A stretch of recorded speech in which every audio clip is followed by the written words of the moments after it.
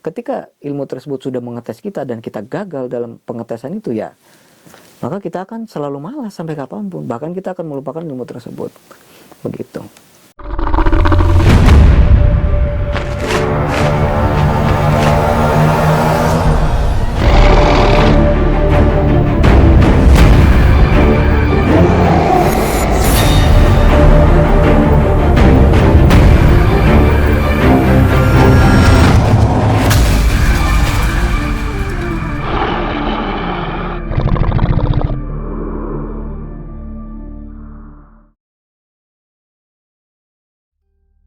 Assalamualaikum warahmatullahi wabarakatuh.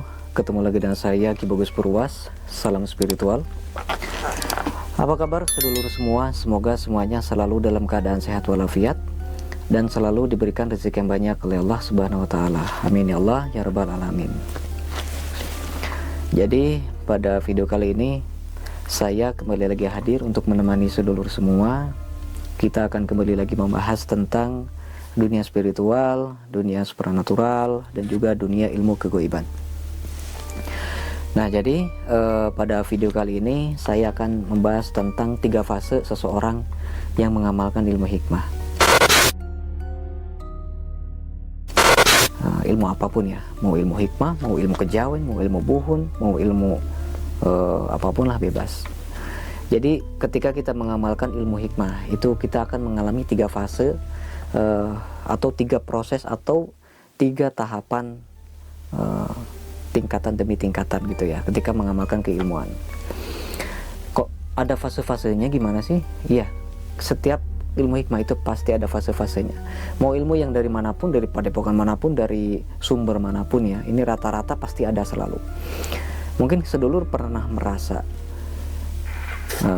dulu misalnya ketika waktu masih muda gitu ya, sedulur mempunyai keinginan, niat untuk mempelajari ilmu, misalnya nih ilmu macan kumbang gitu ya, ilmu macan kumbang. Sedulur mempunyai keinginan yang sangat besar, kemudian sedulur itu mencari guru nih, dan kebetulan ada tuh ilmu macan kumbangnya. Sedulur langsung baiat pengijazahan, terus diamalin tuh. Ketika diamalin, wah ternyata ini ilmu ini luar biasa banget. Saya gunakan buat mendatangkan hujan.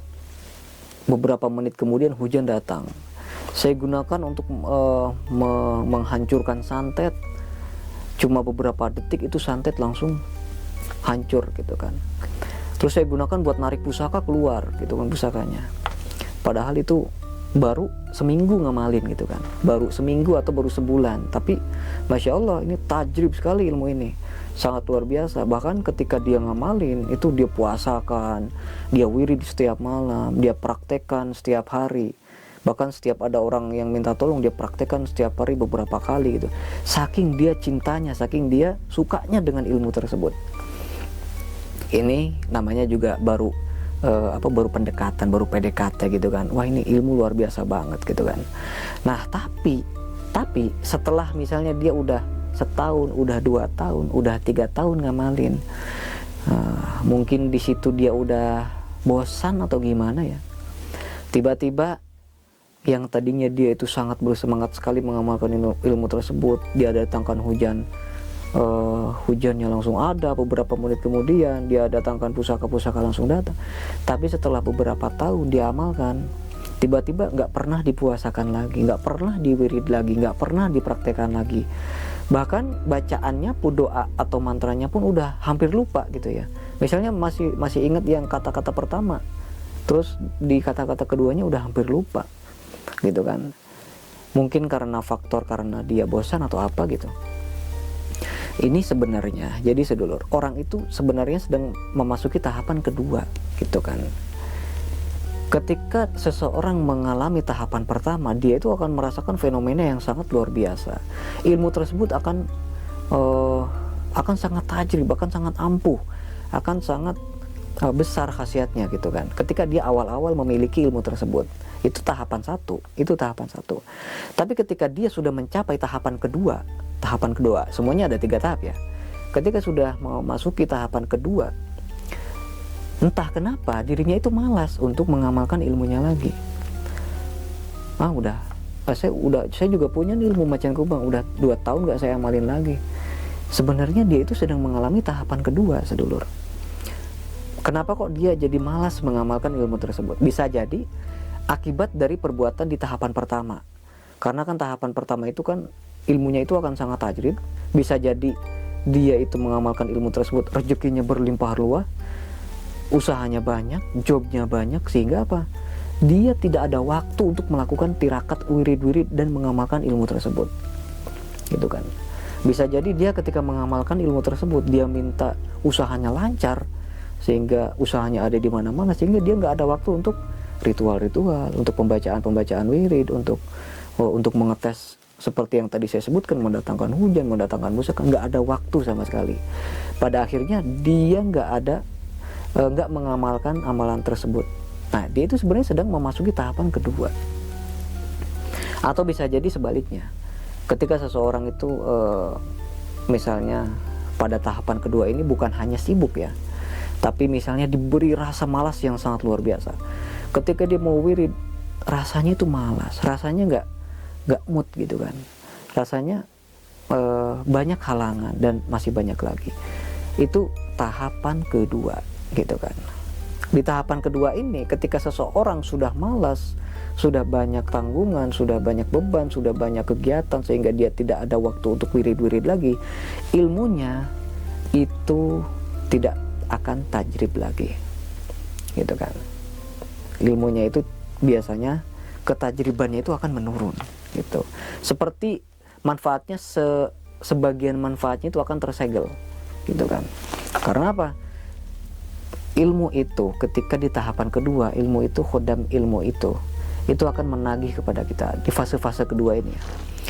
Itu khodamnya akan meminta janji kepada kita.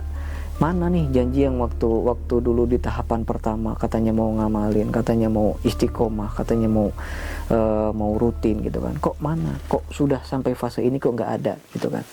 Kok udah sampai fase ini kok malah menghilang. Kok udah sampai fase ini malah nggak diamalin lagi gitu. Pada akhirnya apa? Dikarenakan ilmu yang diamalkan itu mungkin sudah bosan atau mungkin udah nggak mood lagi, sehingga ilmu tersebut itu terasanya nggak ampuh gitu ya. Kadang-kadang dia menyalahkan, ilmu ini kayaknya udah nggak ampuh lagi nih. Atau kadang-kadang gini, kayaknya saya banyak dosa deh gitu kan. Kayaknya gini masih banyak lagi gitu kan. Jadi sebenarnya dia itu sedang memasuki tahapan kedua, fase kedua, di mana ilmu tersebut itu memang sengaja disegel sebagian khasiatnya gitu. Nah, kebanyakan di seseorang ketika sudah memasuki fase kedua itu jarang ada yang berhasil, rata-rata gagal di situ, sedulur. Ya mungkin karena kita merasa ilmu ini sudah nggak ampuh lagi, kita merasa udah bosan, kita merasa banyak sekali kegiatan sehingga nggak mampu lagi untuk mengamalkan ilmu ini, maka ilmu ini biasanya akan menghilang gitu kan. Ilmu ini biasanya akan menghilang, baik itu khasiatnya, khodamnya, dan masih banyak lagi, bahkan khasiatnya pun akan menghilang gitu kan, karena kita sudah tidak mempercayai keberadaan ilmu tersebut, kita sudah meragukan ilmu tersebut, bahwasanya ilmu tersebutlah yang menjadi kunci keberhasilan kita pada waktu itu sebenarnya gitu. Tapi entah karena beberapa faktor seiring berjalannya waktu, kita semakin mengira bahwa ilmu ini sudah nggak bermanfaat lagi, atau kita udah nggak ada waktu lagi buat ngamalinnya gitu kan. Banyak orang yang gagal pada tahapan kedua ini, sedulur. Padahal ya, kalau orang ini masih bisa tetap istiqomah walaupun nggak serajin pertama ya.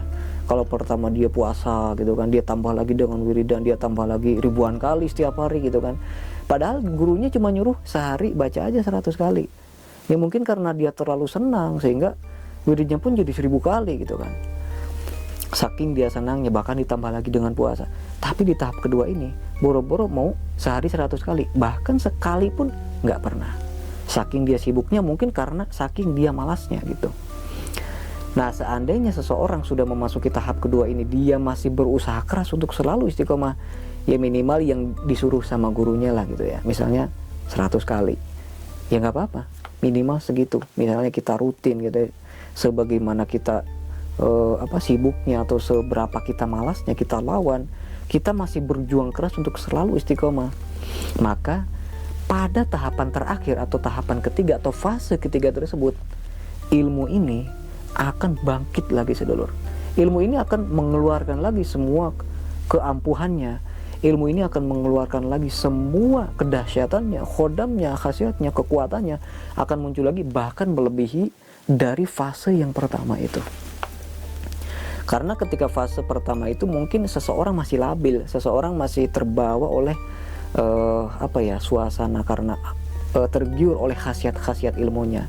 Tapi pada tahapan terakhir ini akan semakin dahsyat karena ilmu tersebut akan semakin sepuh, ilmu itu akan semakin dewasa di dalam diri kita, gitu kan. Maka ilmu tersebut itu akan mengetes dulu nih pada tahapan kedua itu. Saya akan mencabut dulu sebagian dari khasiatnya. Apakah kamu akan kuat? Ibaratnya gitu. Coba amalin dulu, coba istiqomahin dulu, gitu kan. Tapi orang-orang itu bakal gagal pada tahapan kedua ini, gitu kan. Bahkan orang-orang terdekat saya, murid-murid saya banyak yang ketika dulu dia mempelajari ilmu, saya tanya, pernah nggak ngamalin ilmu? Pernah waktu dulu. Kenapa nggak diamalkan? Banyak sekali alasannya. Padahal ilmu-ilmu yang mereka amalkan bagus, ilmu dari para ulama, para kiai, gitu kan. Bahkan ada banyak ilmu-ilmu kesaktian, ilmu kerejekian banyak. Tapi ya mungkin karena kemalasan atau mungkin karena kesibukan itu tadi, sehingga dia tidak sempat mengamalkan dan akhirnya lupa caranya gimana, mantranya atau doanya pun jadi lupa. Di situ ilmu tersebut akan berkurang drastis seluruh khasiatnya, gitu kan.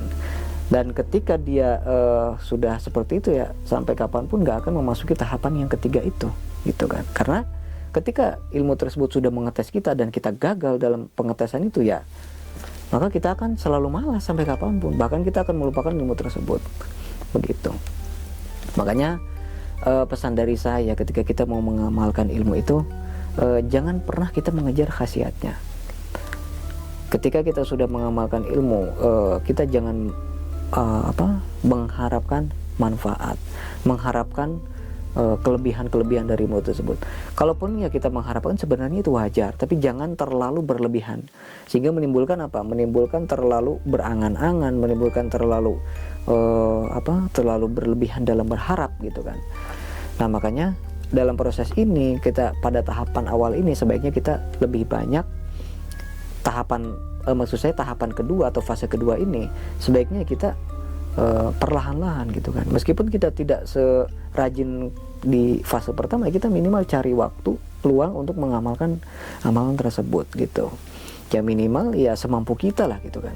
Misalnya diharuskan mengamalkan doa ini 7 kali misalnya, ya udah kita amalin aja 7 kali, minimal 7 kali, ya udah kita amalin 7 kali, gitu kan.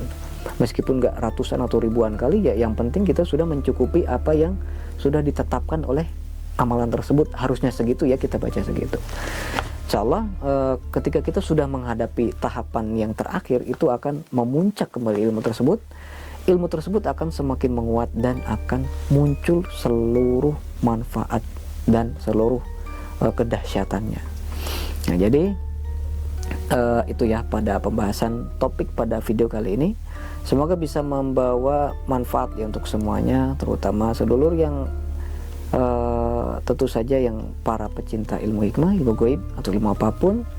Semoga bermanfaat ya buat semuanya. Semoga bisa menjadi pembelajaran untuk kita semua, terutama untuk saya juga yang masih belajar, masih pemula juga.